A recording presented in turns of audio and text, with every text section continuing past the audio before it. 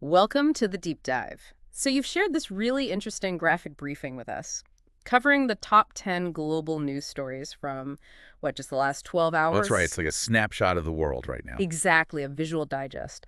And our mission today is to unpack these pretty diverse events. We're talking climate, geopolitics, tech, health. All hitting at once. Right.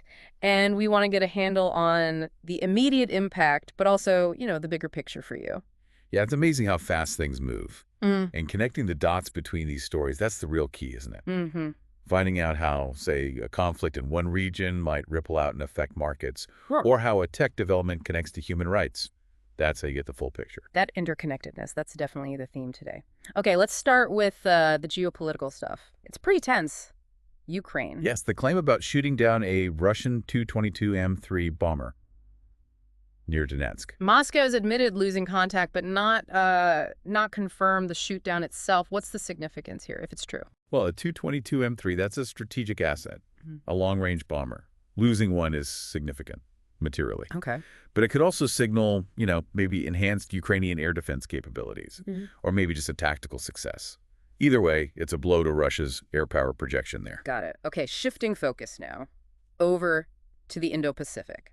This seems big. Japan and South Korea signing a defense pact, sharing real-time military intelligence. It absolutely is big. Historically, relations haven't always been smooth, so Yeah. this is quite a turnaround. Well, it's driving it. Shared concerns, mainly. Here. North Korea's missile tests, China's assertiveness in the region. Mm-hmm.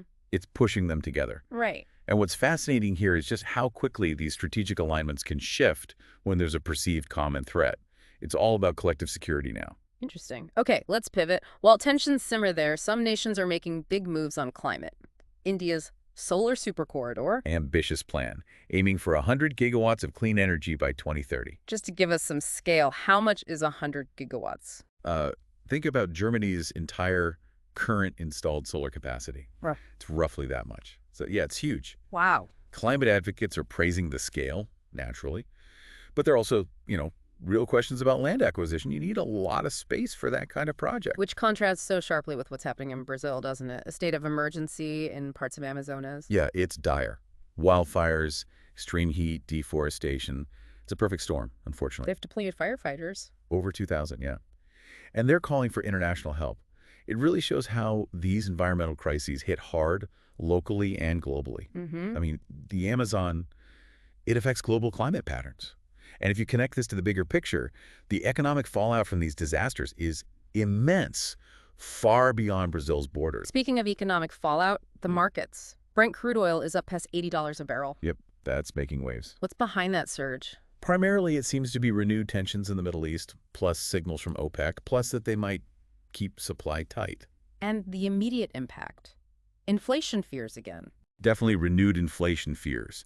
Global stocks dipped. It hits everything, transport, manufacturing, costs go up. Right. You might see that passed on to consumers pretty quickly. Okay, let's unpack this other area where tech meets human rights. The U.S. adding new sanctions on some Chinese tech firms. That's right. The reason cited is their involvement in AI surveillance tools. And China's reaction. They're calling it economic coercion. The U.S. frames it as defending human rights. We're just reporting the different sides here.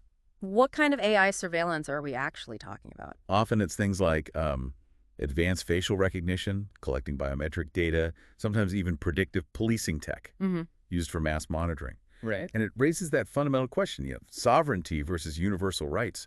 Where's the line? We see that tension elsewhere, too, like Australia granting asylum to those former Hong Kong legislators. Exactly. Beijing accuses Australia of interference.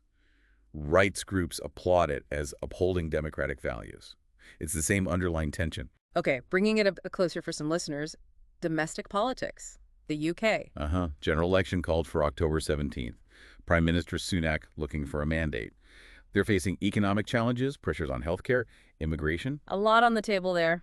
And it's not just the UK feeling pressure, is it? France. No, France has deployed troops to Corsica. There were violent protests linked to autonomy demands. Police stations torched. Wow. Yeah, now protest leaders want new talks with Paris. It shows that push-pull between central government and regional identity is still very much alive. Okay, let's end on something potentially positive, though. Groundbreaking, actually. Global health. Ah, yes, the WHO approval, the first universal influenza vaccine for emergency use. What makes it universal? How is it different? Well, unlike the annual shot that guesses which strains will be dominant, this one aims for broader protection. How? It targets parts of the flu virus that are highly conserved, meaning they don't change much from strain to strain or year to year. So Mhm. a single shot might give much wider, maybe longer lasting immunity. That sounds huge. It really could be a potential game changer for flu prevention globally, Mm. especially in, resource limited settings. It could revolutionize our whole approach. So, quite a range of stories we've touched on, from a bomber claim in Ukraine to this potentially world-changing vaccine. Yeah, it really underscores how interconnected everything is, doesn't it? These aren't isolated events. They all feed into this complex, shifting global landscape. Absolutely. Energy, geopolitics, health, rights. Yeah. So it's all happening at once. So, as you think about all this, maybe consider, how do you see these threads weaving together in the months ahead? What ripple effect might surprise us most? Something to mull over.